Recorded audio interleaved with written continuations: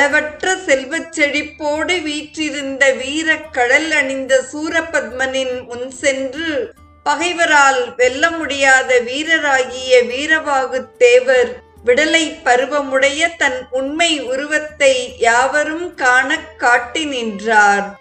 வீரவாகுத் தேவரின் இந்த அரிய காட்சியை எல்லை இல்லதோர் பெருந்திரு நிகழ வீற்றிருந்த மல்லலங்கடல் இறைவனை குறுகி மாற்றலரால் வெல்ல அருந்திரள் வீரவாகுப் பெயர் விடலை தொல்லை நல்லுரு காட்டினன் அவைக்கெல்லாம் தோன்ற என்று இக்காட்சியையும் அழகுறக் கூறுகிறார்.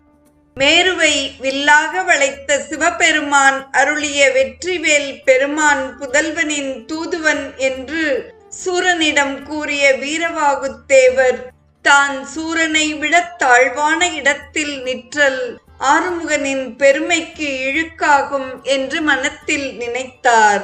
மனத்தில் நினைக்கும் இக்காட்சியையும் ஒற்றை மேருவில் உடையதோர் பரம்பொருள் உதவும் கொற்ற வேலுடை புங்கவன் தூதெனக் கூறி இற்றை இப்பகல் அவுணர்கோன் கீழியான் எளிவாய் நிற்றல் எம்பிரான் பெருமையின் இழியென நினைத்தான் என்று சிறையில் ஜெயந்தன் கனவில் கந்தவேளை நிறைவு பகுதியாக ஆக்குகிறார் கச்சியப்பர்.